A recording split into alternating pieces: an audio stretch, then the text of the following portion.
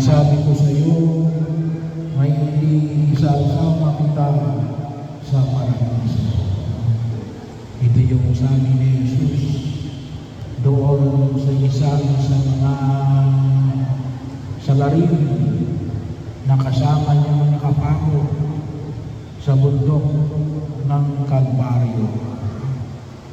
At ito rin nawa ay ito rin maipahayag ni Jesus kay Gilbert, na hinihalin natin ngayon sa kanyang huling kampungan sa dakilang kapistahan ng paghahari ni Jesus.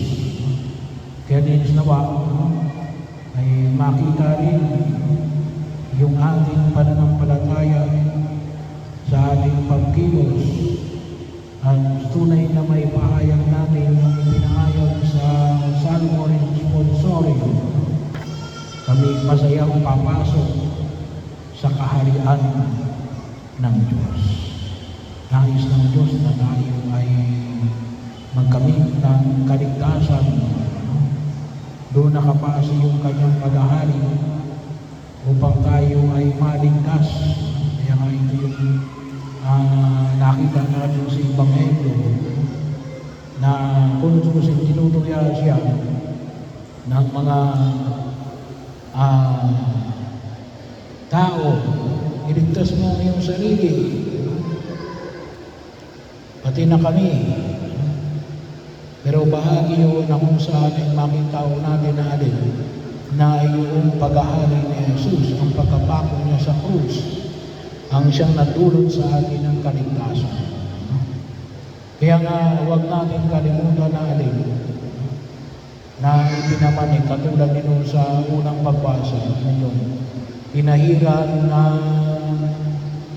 ng langis si David. Tayong lahat din ay nakikisa kay Kristo bilang pari, hari at propeta. Nung tayo ay nilinyagang, pinahiran din tayo ng langis. Pinahiran din si Gilbert. At kung sino kumpilan, ay napahiran din siya. Bahagi ho. Kaya isa pa ang pagkapahin natin ng langis ay doon sa mga may sakit. Yun din ay ating pinapaalala. Huwag kayong matakot na magpapahin ng langis kapag kayo ay may sakit. Kasi yung kaisipan na kapag nagpadawag ng pari, mamamatay na yung may sakit. Magpadawag ng kayo ng pari o hindi. Kapag oras mo na. Pero ano yung kahalagahan na kapag ang may sakit ay nagpapahin ng pari, nagpapahin ng langis sa pari? Ano yung kahalagahan? Na yung mismo may sakit, maging maliwanag sa kanya na, Panginoon, ikaw yung aking hari. Na kahit na hanggang sa sandali ng aking buhay, kung sakali mang doon nahandog, o maaari din naman sa kagalingan, ay bahagi mo yun ng pagkilala sa biyaya na ipinagkakaloob ng Diyos. Kasi yung pagkapahin ng langis ay may kapangyarihan din yung pagpagaling sa mga may sakit.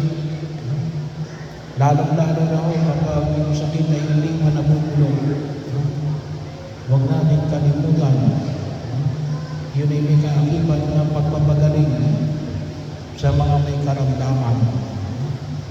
Minsan nga, nakakalungkot.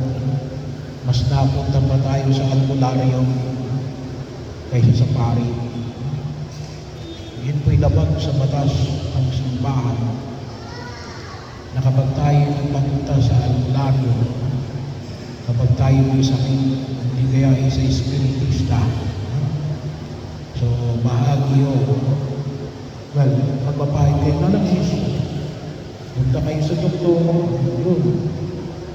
Bahagi yun ng pagkilos na kung saan nawa ay makita ko natin Pero higit sa lahat, yung kapanatagan ng kalooban natin, Panginoon, ako ay sa iyo. Ako'y tapat hanggang wakas. Kahit na ako'y malabutan ng hininga sa daigdig na ito, kasi alam ko, pagkatapos ang buhay sa daigdig na ito, ay may langit. Yun ang itinangako ng Diyos sa bawat isa sa ating mga pinyatan. Ibinigay sa atin ang langit. Kaya kailangan natin magpatuloy tayo ng pagpapakilala na tayo ay mga tagalangit, umiwas sa kasalanan. Kung nakagawa ng kasalanan, mga umpisal. At kung mayroon tayong mga utang, magbayad.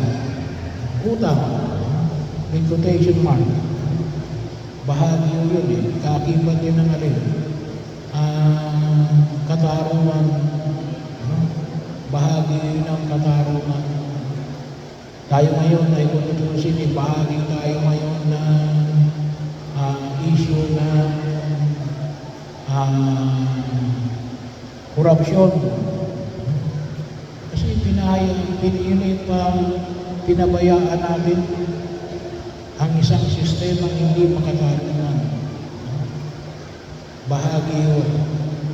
Pinabayaan natin yung sistema ng alin na makalamang sa paghahari ng Diyos, walang lamangan. At kinakailangan ipakita natin yun habang tayo nabubuhay sa daigdig na ito. At nawa, si Gilbert, ito ay nabigyan niya ng pagpapahalaga. Kung hindi man, ay idinudulog natin na nawa ay maibigay niya yung hinihingi ng katarungan sa pamamagitan ng ating mga panalangin, yung ating mga sakripisyo, yung paglalakad nyo ngayon, ipakita rin natin sa Jesus ang naghahari at hingin natin na tayo gabayan ng Diyos, na tawa ay maibigay rin natin yung katarungan na dalhin maging responsable, maging accountable. Hindi pwede natin turo-turo. Hindi yung turo-turo ng pagkain. Kapag tinanong kung sino may gawa, wala na tayong ginawa kundi ituro yung iba. Ayaw natin aminin na may kabahagi tayo sa langit. Hindi tayo makapagtuturo. Sa kabilang buhay, hindi tayo makapagtuturo. Alam ng Diyos at ipapamukha sa atin kung tayo pa ay magsisinungaling. So kaya mo, ito yung itinudulog natin. Nawa, tulad na ipinahayag na Jesus sa lalaki na kasama niya nakabayubay sa krus. Itinudulog natin na nawa, may payag niya rin ito kay Gilbert. Ngayon din, ay isasama kita sa paraiso.